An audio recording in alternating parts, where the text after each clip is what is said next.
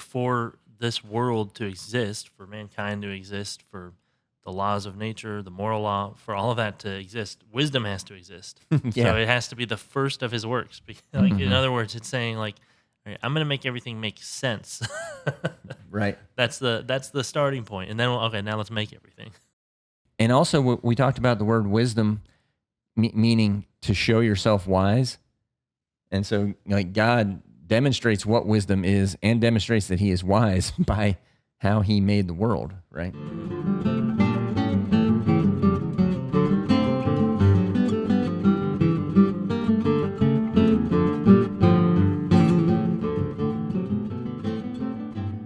Welcome to Biblocus, where the Bible intersects with your life. I'm Timothy. And I'm Caleb. And you're listening to Bible Discussions, the forum where we explore biblical topics that are relevant to your life. Today we are continuing our series on the 30 sayings of the wise found in the book of Proverbs. And in this episode, we're going to cover saying number 20, which covers how wisdom is foundational. So let's go ahead and read that in Proverbs 24, verses 3 and 4. By wisdom, a house is built, and through understanding, it is established. Through knowledge, its rooms are filled with rare and beautiful treasures. So this is another good example, Caleb, of Hebrew parallelism that we've seen in a lot of verses, and this being a little tiny poem has a lot of parallelism in it.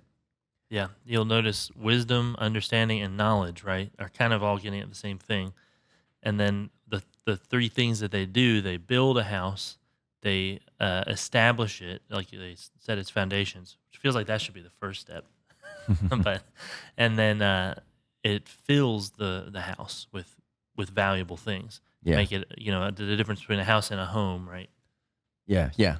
So those three terms are being related to one another, and it's talking about building a house, but it's really talking about building your life, right? Yes, yes, and it's obviously a lot deeper. I mean, there's multiple layers. So this is all true of a physical house, Mm-hmm. and it's going to be true of your life. It's going to be true of like your soul or your mind. Mm-hmm. Yeah, even the community, I think. Yeah. But before we go further in talking about this proverb, I thought we better go cover what these Hebrew words mean. We've been doing a lot of Hebrew word meanings lately, which we don't usually try to do original languages too much, but this time I think we need to. So in this first phrase about wisdom, the word there is hakmah, and it's like a wisdom of skillfulness, like how well you apply knowledge. And it's like it'd be like calling somebody a wit or a sage. Like they're really good at applying things. Like, a wit can turn a phrase that nobody else can, and they turn it first, Like, man, he's really good at coming up with those things. And like a sage has always got the right advice at the right time, And that it comes from the root word hakam, which means to be, act, or become, or even show yourself wise. So it's a demonstration of wisdom. Mm-hmm. And so this as an adjective, or as a noun rather, it's like talking about the ability to show yourself wise, like a wit or a sage, like I mentioned. So that's where this is sort of a performative wisdom, like you're able to put application to knowledge, or knowledge to application. See, I can't even do it. That's like the saying that that knowledge is knowing a tomato is a fruit, and wisdom is not putting it in a fruit salad. Yeah, because you have the knowledge, and then how you apply it. Yeah, mm-hmm. Yeah. So the next word is this word that's translated understanding in the NIV, tabuna, and that's like intelligence or discernment. And what I thought was neat about it comes from the root word bin, which means to separate mentally. So like to be able to categorize things. Mm-hmm. So, that type of wisdom, like the person who can... That's just the raw brain power. Yeah. You can memorize every bone in the human body and all their names and stuff, or whatever. You always pass the anatomy test, but, so that's that kind of wisdom, or you're able to discern things. You're able to analyze the situation and break it down into the constituent parts of it. And that's understanding. And then the word translated as knowledge is the word da'ath, and that is a knowledge of experience. So like that's the word. This word of knowledge is the same word that's used of the tree of the knowledge of good and evil. And until you ate that fruit, right, it wasn't that knowledge Yeah. and you did something. So it's like this experiential knowledge. And it's from the root word yada, which is the same word that's used of Adam and Eve knowing each other, Mm. when they had intercourse. It's but it means to know, but it means also to ascertain by seeing. So It's closer it's, to knowing in the familiar sense, like that you're familiar with something because you've 'cause you've done it. experienced it, you've been with it. Yeah, or done it 100 times or whatever. Yeah, and so yeah, that's where you've been around the block. Mm. So how would these three things, knowing what we know about them now, be useful in building a house? Right, like if I was going to hire a builder to build a house for me. Now, like in the olden times, most of the time people built their own house. Yeah. But I'm sure there was some of this, where Jesus was a carpenter. So, I mean, even in ancient times, people had developed skills that other people hired them to do, obviously. And so this idea of wisdom being the skillful application of knowledge, right, that would be very useful if you hired a builder to build your house. You would want them to know the codes, but also how to apply them. Yeah. Right? It's like, That's the problem is oftentimes that's separated. yeah. The guy that shows up from like the city council to, Mm-hmm. critique the construction work, well, Yeah. you're not up to code here. He's like never held a hammer in his life. Yeah. And it's like if you ask him to, to build a porch that hung over a cliff in the back of your yard or something like that off the back of your house where there was a drop off, like you'd want him to go, no, that's not a good idea. I've seen that tried before. Don't do it. Yeah. Or whatever. But so, yeah, I mean, then the understanding is he's able to analyze situations like that and say, oh, okay, I know what you're asking me to do. Cause like, you don't want the person building your house to not build what you wanted. You want them to be able to advise you on the different ways you might approach building your house. And then the knowledge of experience, like you want it to be not his first house, right? Like, Yeah. so all of these things go into building How many houses have you built, including this one? One. So that's how they would be useful in building a house. But then if you, and also if you think about filling the house, like in the original story, Yeah. that experience, like you go out and have experiences, you can't fill it with rare and unusual things if you don't go out and find them. Mm-hmm. So those are kinds of the analogies related to the house. But like we were saying, it's really about more than a house. It's going to be, multiple ways you can apply it. You mentioned the community. I hadn't thought of that, or even the society as a whole, like the whole country, or in your personal life, or in your soul, in your heart, your mind. Obviously, the applications of wisdom to like your mind and your heart, that makes a lot of sense. yeah, But I think we often, the way we talk about it, like, we don't think of it in the same way we would think of somebody getting a house. Like you said, well, I'm definitely going to get someone who's made a bunch of houses before, who knows what he's doing, But do we really think about that in building up our souls or building up our minds? Like maybe we do with our minds to go to school or something. But oftentimes we just think like, yeah, kids, they'll just figure it out as they go along. Like they have to make mistakes. It's like, well, that's going to be part of it, but shouldn't you like find somebody wise to teach you? You mean like discipleship? Yeah. So in the New Or Testament, right? traditions. Jesus' whole system was built around discipling other people. That's why he only picked 12 and just focused on a small group to do a quality job of teaching them, right? And then to teach everybody to do that with 12 people around them, and that's how he reached the whole world. So yeah, I mean, in your own life, though, you need to be able to have understanding, right? You need to know everything, so you need to read your Bible every day. But just reading your Bible every day and understanding the stories doesn't mean that you actually apply them to your life. Right. That would be the wisdom aspect of it. Well, now that you have spent the time reading the Bible and learning everything that it has to teach you, then it would make sense to apply it to your life, right? Or you've wasted, like, why read it, right? Right. And then the knowledge is when you do put it into application and you see how it works and you see that it's good and you apply it even more and more skillfully because you've practiced it. And so your knowledge generates wisdom. Mhm. As you try to apply the things, you learn more and more. You get better and better at it, and then you're able to teach other people too, as you mentioned. You Right. need somebody to help that's got wisdom that can help you in situations. So yeah, it's interesting. It's the same like building a house, building a character. I think we say build your life, but you build your character, right? Right. What you're known by, sort of like your house. Like if it looks lousy on the outside, then that looks like the person didn't know what they were doing when they built Mhm. that thing. So So speaking of wisdom, like what do we always say about wisdom? the fear of the Lord is the beginning of Yeah. wisdom. Yeah, yeah, and that's a statement that was first made in the Old Testament by the lead character in a book that may be the oldest literature in the entire Old Testament, right? And Job. yeah, Yeah. Job. And so that was interesting that he said that first. If you think about like how old are the stories in the Old Testament, we've talked about this when we did our session on the book of Job. The Job's literature may be older than any other. It was circulating as an oral history before maybe even the creation story. Nobody really knows. Mhm. But so this statement by Job in Job 28:28, he's speaking of God. He says, "And he said to the human race, the fear of the Lord, that is wisdom, and to shun evil is understanding." So that statement's using that chakmah word for wisdom, the same word we used earlier about skillful application of knowledge. And for understanding, it's using the tebunah word. Yeah. Okay. hmm Yeah. So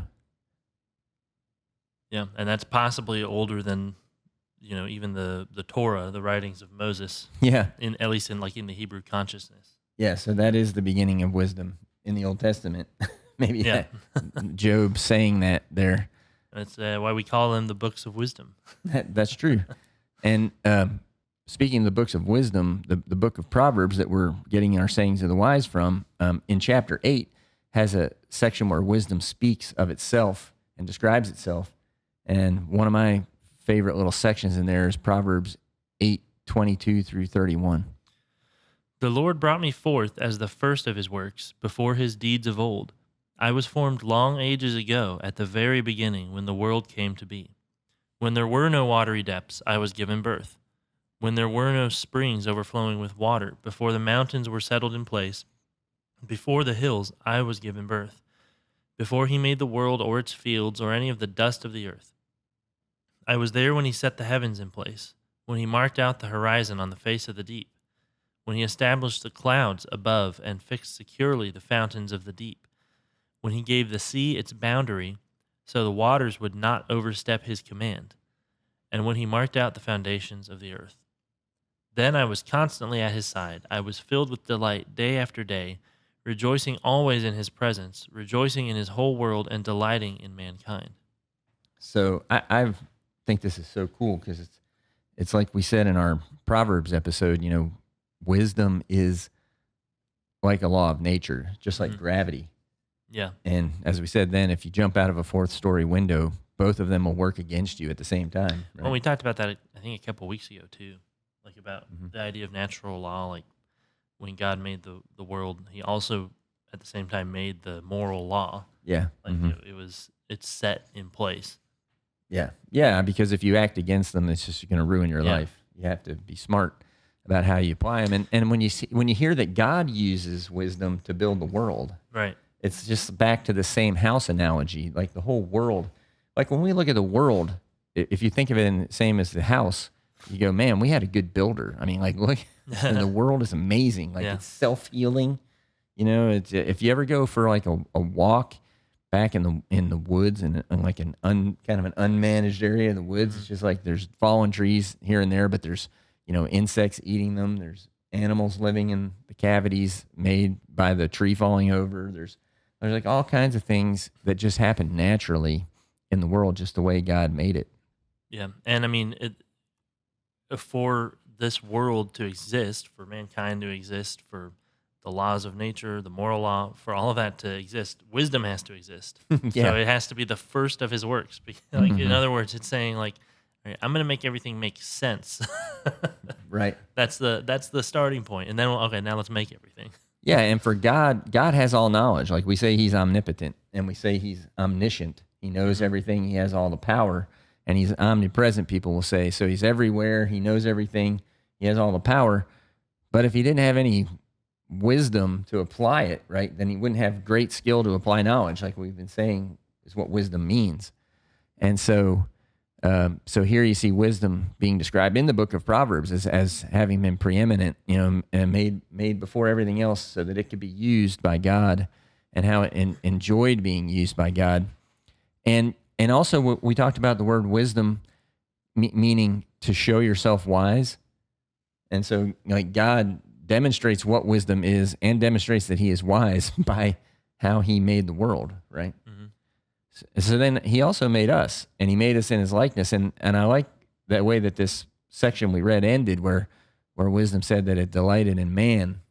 Yeah. And that's kind of cool because God made us to be in his image. And so wisdom liked being used by God. Wisdom likes to be used by us as well.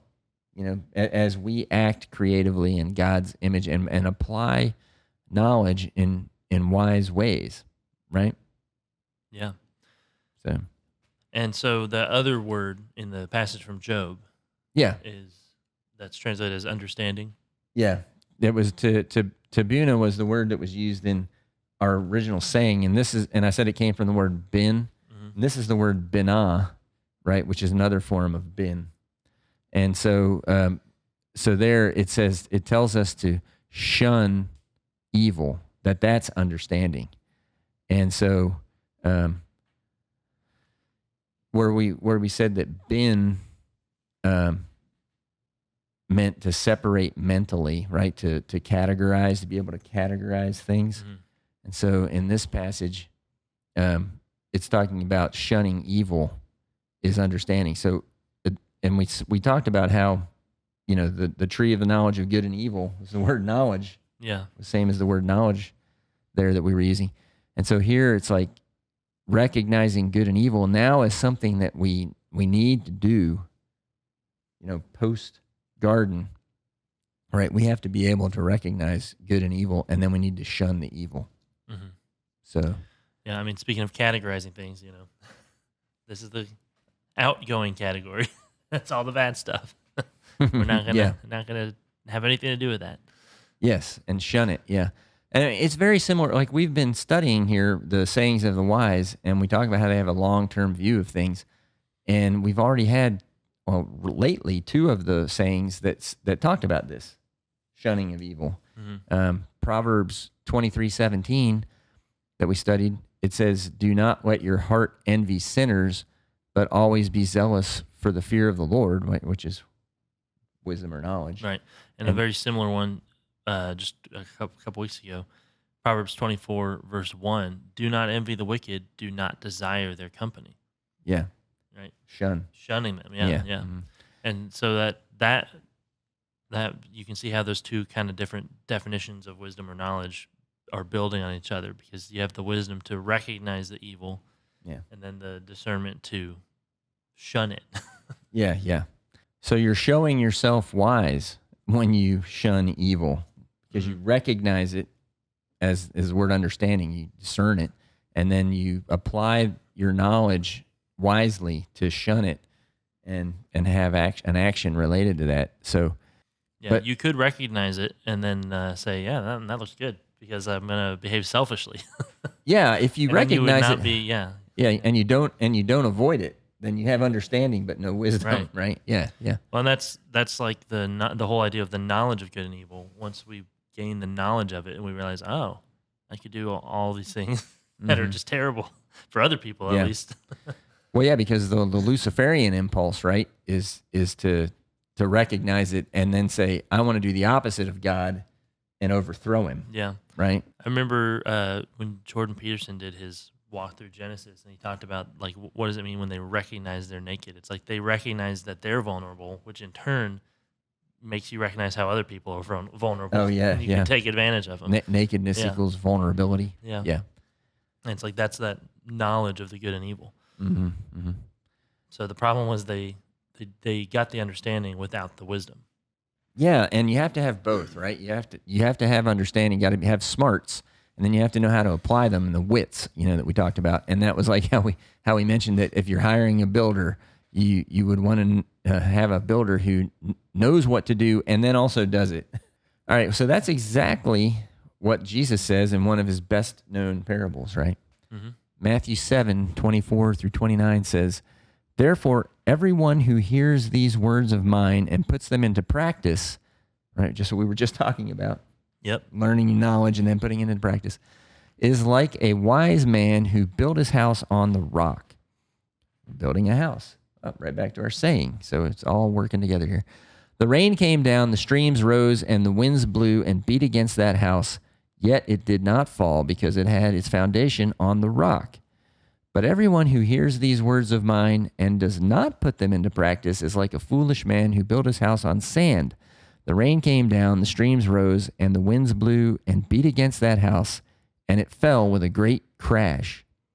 When Jesus had finished saying these things, the crowds were amazed at his teaching because he taught as one who had authority and not as their teachers of the law.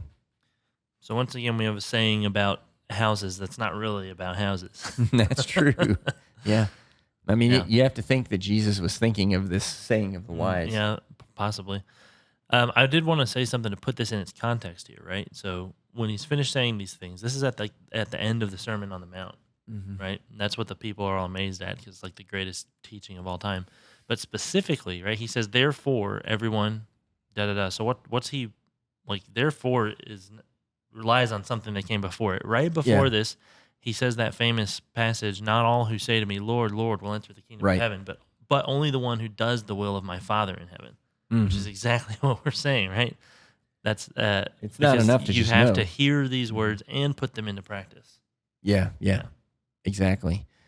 Yeah, it's so good. And so the difference, right, that it makes is between a house that stands and a house that collapses.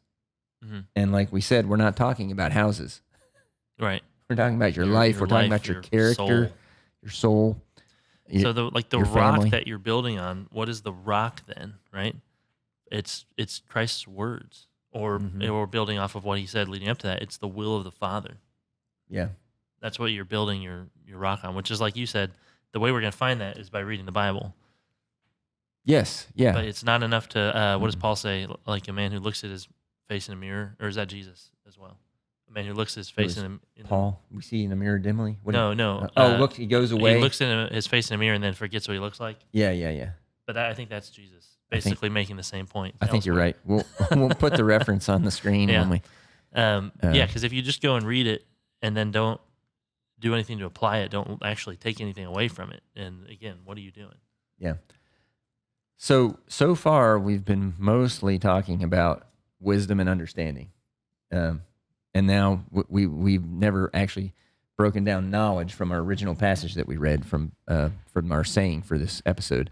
So what about knowledge? Okay, as we talked about, it's experiential knowledge that we're talking about, right? If you're characterized by making wise and discerning choices, right, then most of your experiences will be positive experiences. Because you did the right thing, you applied it, you knew what to do, you applied it with wisdom, and then you have a positive experience. Okay, so that's going to be something that builds. That's why this builder of the house that we're hiring, that we've been talking about, we say, hey, show me some examples of other houses you've built, right? Yeah. We want to make sure that he's built one before and they look good. So that would be an example of what we're talking about. Now, but it's also possible that you do it the other way around, right? That you make a mistake and you learn from that too. Well, yeah, and that's a part of it, right? But like we were talking about that earlier briefly, saying the whole point of tradition and getting discipleship or mentoring from somebody who's already learned a lot. Yeah, like that's to try to avoid making the mistakes yourself. Yeah, you could save a lot of pain that way. So, but actually, we're still talking about building a house. But in our original saying, it said that in this case, with knowledge, you were filling the house Yeah. with treasures. It's right? making it somewhere worth being instead of just a Yeah. box with a roof. Mm-hmm. And I think that this is the third component that that this word knowledge adds. It's not the first two were like, I need to learn a bunch of stuff. I need to figure out how to apply them. But then this is one that kind of nods us or nudges us and prods us and pushes us out the door, right? Mm-hmm. Like kind of like in the story of Abraham, where God's like, hey, Abraham, stop living in your dad's basement and get out and do something, right? When he's like 70 years old. Yeah. And so in this case, like this knowledge, and then in the saying of the wise is like, once you build a house, like you got to fill it up with stuff, and you can only do that by getting out of the house. Mm-hmm. Can you want to fall into the trap of Well, building? not anymore. We have Amazon. Oh yeah, we don't have to leave at all. Never mind. Yeah. So, and that's why we still need this passage, right, to tell us, get out of your house and go do things. Never mind. Sorry. Okay. And Caleb's practicing wisdom. I'm not saying what's that. what's the name of that in the VeggieTales Madame Blueberry? What's the name of the Stuff Mart? Yeah, Go to the Stuff Mart. Stuff Mart. She's unhappy and so they build a giant like department store, and she goes and buys the whole thing. Yeah. So in order to have a fulfilling life, there's three components. The first one is you need discernment to know right from wrong. The second one is you need wisdom to avoid doing the wrong thing or to practice doing the right thing.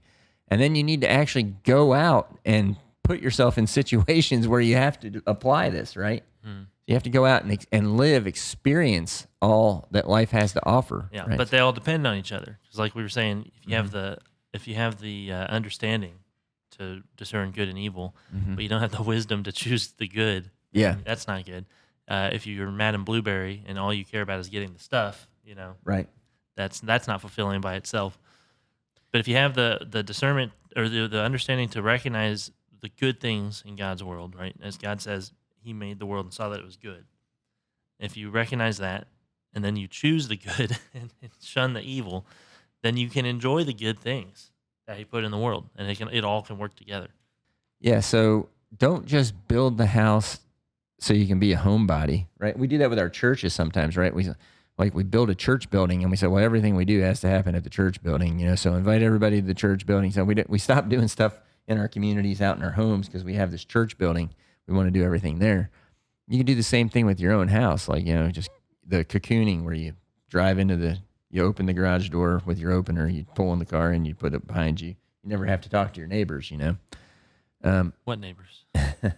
You have to make your home central to all these adventures that you're going out on and experiencing the world through. Yeah. Right. And then bringing things back as mementos, like kind of like this saying says, filling your house. It's kind of like, it should be like the base of operations from which you go Yeah. out. Mm-hmm. But I don't remember if I've talked about this on here before. Like, it really bugs me, the idea of like entertainment. The Mm-hmm. word entertainment, if you break it down, it literally means like to hold between. Like entree is between. Yeah. Or some version of that is between in all the Latin languages, and tain, like to hold or to have, if you know Spanish, like tener. It's literally that hold between, the have between. It's just something between like the real things that matter, Mm-hmm. And now we're like the opposite, where the entertainment, the work, and the responsibilities are the things that just happen in between the times that we're being entertained, watching TV or whatever. Yeah. And it's like that with our home as well. I mean, that's a part of it. It's like we go out in the world when we have to, but then we just go hide in the home the rest of the time. Yeah, this is like an intentionality. You have to have this intentionality. That's why I was saying it prods us and pushes us out, Mm-hmm. and says, go out and do something. And Jesus told us the same thing, right? Go out and experience the joys and the wonders of the world. I don't know if anybody remembers, but in John chapter 10, verses 7 through 10, Jesus said this. Therefore, Jesus said again, very truly I tell you, I am the gate for the sheep.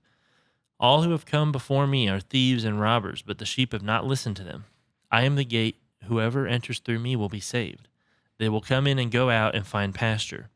The thief comes only to steal and kill and destroy. I have come that they may have life and have it to the full. So in verse 9, it talks about come in and out and be saved. I mean, we tend to put that into the, oh, Jesus died on the cross for me kind of thing. But it's, and he did. But, that reading could also be kept safe, be kept safe, like these treasures we're bringing into our houses, and keeping them in our homes. And home is a safe place where we can relax, right, between our adventures out in the world, a safe place where we can, recover and rest and then go back out. And in that same way, Jesus is saying our lives are kept safe in him. When we turn our lives over to him, we're safe. We're in the pen, we're safe. But he says, I don't want you to just sit around in the pen like, oh, I've made it, like I'm safe here in the pen. He's like, I'm the gate. You can go out through me. You can go back out into the world that I made for you, right? And have adventures. When you need refuge. Yes. Right? Yeah. Yeah. He's always there. Yeah. And he's saying, like, go out in the pasture and have an adventure and then come back. You're safe. You always have a safe place to come to. And I will save you. I will keep you safe. And, what kinds of treasures is he sending us out there to collect? Rubies. That's it. Everybody come back next week with your rubies. Ruby, yeah. No, like he says when he calls the disciples, he's going to make them fishers of men. Yeah. So it's we're to go and build relationships. You mean the true treasure was the friendship we found along the way? That's right, David. Yeah. So Jesus said, go out and be fishers of men, right? So that's an interesting passage. In Matthew 4:18-20, it says, as Jesus was walking beside the Sea of Galilee, he saw two brothers, Simon called Peter and his brother Andrew. They were casting a net into the lake, for they were fishermen. Come follow me, Jesus said, and I will send you out to fish for people. At once they left their nets and followed him. Interesting. The house that they were building, right, is the kingdom of God, the kingdom of heaven. And the treasures that they're filling it with are the saved. Yeah. And even Paul has a passage where he talks about, building the church with stones. Mm-hmm. Each person's like a stone. So the pen in John 10 is the kingdom of heaven, right? And so once people are safe in the kingdom, right, they're free to go in and out and save other people. So that's kind of what Jesus was calling these guys to be when they make them fishers of men. He's like, hey, I've called you. You're in my in crowd. Now go out and call other people. Yeah. So that now you can kind of see when it's all put together, the application to the Christian life here, right? Mm-hmm. Like the house that is built is the body of Christ, the church. It's the kingdom of heaven, and you have the freedom and the responsibility as well, not to just sit there comfortably in it, but also to go out into the world to be salt and light, but also to come back and be refuge as well. Yeah, to find refuge, because like the reverse is also not true, right? Like we're not just supposed to go out and go. Like sometimes there's that mentality that's like, if I'm not preaching on a street corner every day, like mm-hmm. But you have to have both of those things in balance of outreach and just like a peaceful kind of calm Christian life surrounded by believers. Yeah, because if you're going to go out and be salt and light to people and save them, like they don't want you to come out and be in their face like a crazy person, like you're talking about, right? Well, I just meant the sort of overemphasis sometimes on like we got to go out and just grab people. Like the only reason they haven't gone to church is because you didn't go bother them in line at Walmart. Like yeah, well, that's true. There's definitely two extremes, right? There's the one extreme where we just sit around at the church and we're pew warmers, and because if you don't also cultivate that household, like we were saying, that's worth being in, then if you do get somebody to go to church, then you'll be like, man, why did I come here? Everybody just wants to leave all the time. Yeah. So this proverb is talking about like building the house and then filling it with treasures, and Jesus is talking about the same thing. Right, both of these stories about the good shepherd and then about making you fishers of men.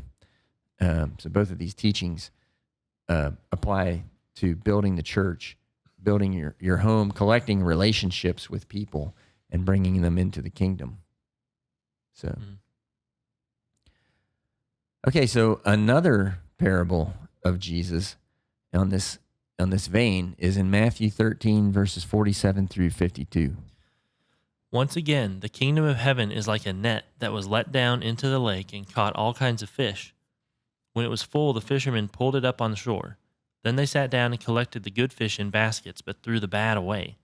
This is how it will be at the end of the age. The angels will come and separate the wicked from the righteous and throw them into the blazing furnace, where there will be weeping and gnashing of teeth. Have you understood all these things? Jesus asked. Yes, they replied. He said to them, therefore, every teacher of the law who has become a disciple in the kingdom of heaven is like the owner of a house who brings out of his storeroom new treasures as well as old. So I wanted to read this. As soon as I read the saying of the wise, the first thing I thought of was this parable of Jesus. It's like a really weird Yeah, analogy that you go into your storeroom and like, look at all this stuff that wasn't here before. Yeah, nobody ever talks about this parable very much because it's kind of hard to understand, I think. It's really, really interesting though to me when you figure it out. Like this person he's talking about, he says every teacher of the law, right? Who they're kind of like the enemy in most of Jesus' stories, who becomes a disciple in the kingdom of heaven. So now you've got like the guy who is favorable toward Jesus, and he's also an expert in the Old Testament. Mm-hmm. Well, kind of like Jesus, right? Yeah. We've been talking about through our whole Bible discussions episodes, and so a person who's expert in the Old Testament and then also loves Jesus is a person who can bring out treasures, old and new. Yeah. It's like he's built up that Old Testament treasure, and as soon as he sees Jesus, it clicks, and he recognizes the fullness of it. Yeah. Yeah, because even though Jesus tells parables about wineskins and you can't pour new wine into an old wineskin, this guy's the exception. Yeah. He's like, no, there are guys out there, who are the old wineskin who hear the new, and they're like, oh, yeah. Well, you can see, I mean, that's what Paul does in all of his epistles. Like, that's what he's doing, because he's a teacher of the law. He knows the Old Testament inside and out, and he's showing the application of it to Christ. Yeah, exactly. Yeah. Or like the book of Hebrews, or, other examples. Mm-hmm. So those who know both the treasures of the new and the old have the discernment of an angel, right? Because like in this first part of this, he talks about all the things we've been talking about, right? The ability to discern. It says in here that the angels will come and separate the wicked from the righteous. Mm-hmm. It's that categorization, that binning, of categories and making a determination. And it says that that'll be done, and the people who are wicked will be thrown into the furnace, and the people who are good will go into the kingdom. And so it's interesting. It pulls together, I think, a lot of what that saying of the wise is telling us. Mm-hmm. So what's the takeaway there? So the foundation of human life or of wisdom is the fear of God. Right. The respect for God. I guess we didn't talk about that because we brought it up so many times. But of course, the fear of God is more than just like the sort of like being afraid of something. It's a respect for Him and honor of Him. Mm-hmm. Right? We did talk about it in the sense that we said, just looking at creation, you see how great a builder He is. I think that's part of it. Yeah. And His law teaches us to understand good and evil, right? Because again, that's part of the creation, is His law. Yes. Like we talked about, the whole natural moral law. Mm-hmm. And then Christ gives us the knowledge to teach us that we can be saved through faith in Him. So once you have that sort of Old Testament understanding, and then you recognize Christ, like he was talking about the teachers of the law, then it all clicks. Yeah. And that's why in most of our lessons, we always start in the Old Testament. That's true. So our wise words takeaway for this episode is, build your life on the wisdom, understanding, and knowledge of Jesus Christ, and live it to the full. Well, I feel like we don't even have to do our little question at the end. We've just been talking about it. But obviously part of the application of this saying and of this lesson is in a church. If you join a church body, you'll be part of the building, both in terms of the metaphor. You'll be part of the building that God's constructing. You'll also partake in the building of it. Yeah, and it's kind of the safe pen, where you have a safe place to learn. If that sounds like if that sounds comforting to have a place you can go for refuge, but also that will give you a purpose and a mission. Yeah, but you're also going to be surrounded by other people who are trying to base their lives on the wisdom, understanding, and the knowledge of Christ. So yeah, so that's great. That's our encouragement to you today. So he's Caleb and I'm Timothy, and thank you for joining us for another episode of Bible Discussions on Biblocus, where the Bible intersects with your life. Please consider subscribing to our channel to help support our efforts. All scripture quotations, unless otherwise indicated, are taken from the Holy Bible, New International Version, NIV, copyright by Biblica Inc., used by permission of Zondervan, all rights reserved.